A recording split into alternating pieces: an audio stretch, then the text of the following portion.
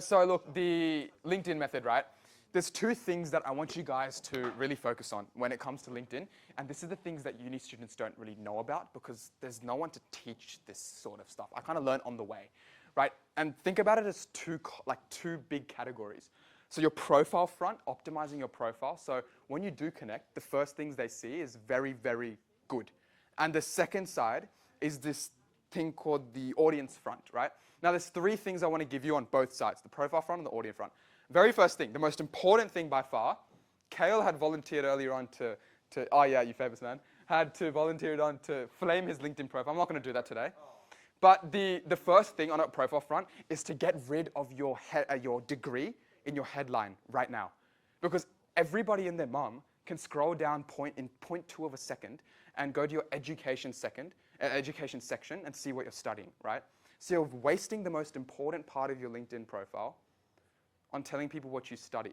Now, what happens when you do that is that your LinkedIn profile is optimized. You're making it for uni students. The goal is to make your LinkedIn profile for employers. The moment you have your degree in your headline, your LinkedIn profile is optimized for uni students. Because, cool, admire me. I do a law degree. That was my thinking, right? And no one cares, except for uni students. Employers don't care. They want to see curiosity. So the best way to change your headline is to change to something that provokes curiosity. Maybe it's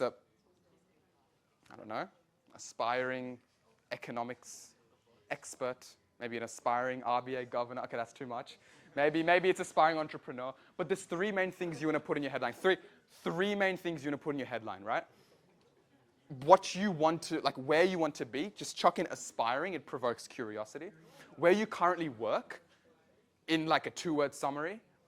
And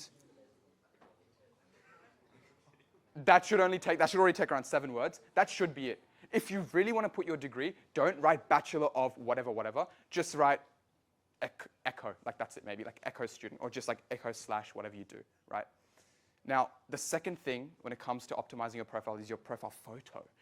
Employ something called a Duchenne smile, right? A Duchenne smile is where you actually smile with your eyes, not with your mouth. I know as mythical as that may sound, it makes a big difference because, again, what's the goal? LinkedIn, predictions, right? Predictions turning into assumptions, assumptions turning into beliefs. When you employ a Duchenne smile, the prediction, the first thing that employers think about when they see it is that, oh, wow, he seems like a warm person. I'd love to meet him in person. And that's when you connect first, right? Photo, headline. Those are the two first things. Second thing when it comes to your profile, your About Me section, do not write in third person. You're not the Prime Minister, please, right? So there's three things you want to talk about in the About Me section. Three things. The first thing is where you work, how you're bridging the gap from where you are to where you want to be. Is that through a project you're doing on the side? Is that through your work itself? How is it bridging the gap? And the final thing you want to put in your About Me section, it's about you. So flash your personality. Maybe it's a hobby you do. Maybe it's something about yourself that no one knows, a fun fact, right? Because you don't want to be a robot at the same time. It's not just about professionalism. You want to have a hybrid mix to come across as the good balance of approachable and credible. The third thing when it comes to your profile and a profile front is the miscellaneous sections, right? The small 1%ers, they matter. They matter a lot because students know about this information, but then they're like, oh, I'm already in the top 1%. Why change? So if you want to go past that, the miscellaneous sections matter. When I say miscellaneous, I'm talking about your banner, literally your banner. You'd be surprised with the number of students. I know some of you have been seeing my profile beforehand. By the way, I can see who's viewed my profile, so don't think you can hide from me.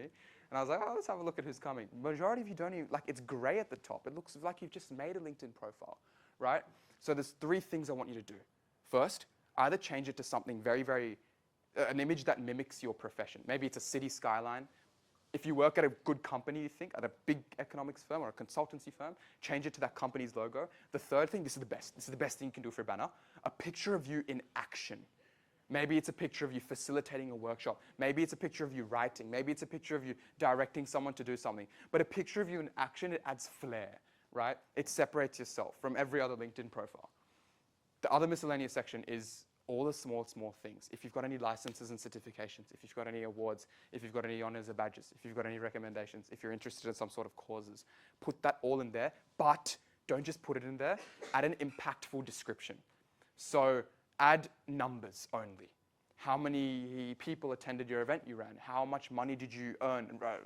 How much profit did you make from an event you ran? How many people did you impact, right? Now the final thing, this is the last thing on a profile section, last thing, promise you, I'm boring you, but your featured section. Now what happens is, every student does this. You guys are all victims of this, including me, right? Kelly runs this amazing event today. She then reflects on it, on her LinkedIn. She posted, look, I loved running this event with the UNSW Economic Society. It was a success. We hired a speaker who was cheap. And it was great, right? It was great. It was great. But that post gets buried in the next 24 hours. And that very post is the post that an employer wants to see. Because what does it show? That you're actually, what you're talking about, you've actually done the thing, you've walked the walk. But they don't see that unless they see your profile in those 24 hours. When are you writing this post? 11 p.m. on like a Wednesday night, right? So as soon as you put in a post where you've actually pulled off something, maybe you've organized an event, you've got you've done something in work, or you've produced a project, instantly feature it in your featured section. So right as they're scrolling through your profile, that's the first post they see, and then it comes across as much more credible. No one's going to dig through posts and hope they find something, right? And that's all on your profile. Great, you've optimized your profile. Now, the point is, so people view your profile. How do we do that? We focus on the audience front. So what are we putting out? Now, you think I'm going to say post? I'm not. I'll tell you why. I posted on LinkedIn every week last year for 52 weeks. It's ridiculous.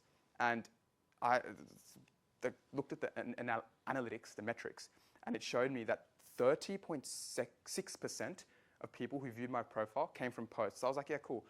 28.7% came from comments, me commenting on other people's posts.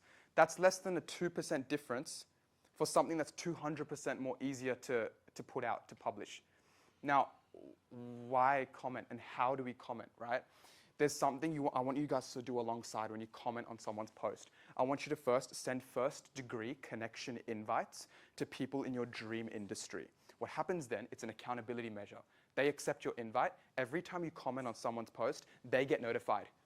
Kale commented on this person's post. Have a look at what he commented.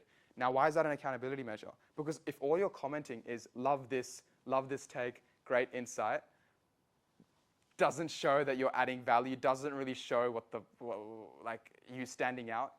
But if you add value, love this, I'd love to add also that I think this would be great. Or I like this point. I remember when I did this, add a story and then relate it.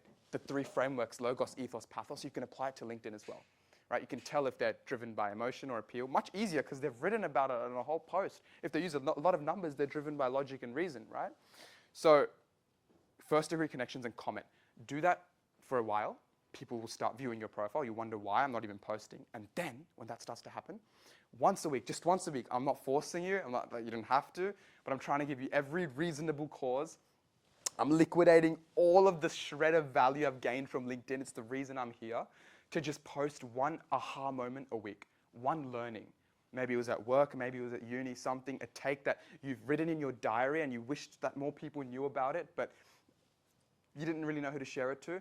Treat LinkedIn as a blog almost, right? A newsletter.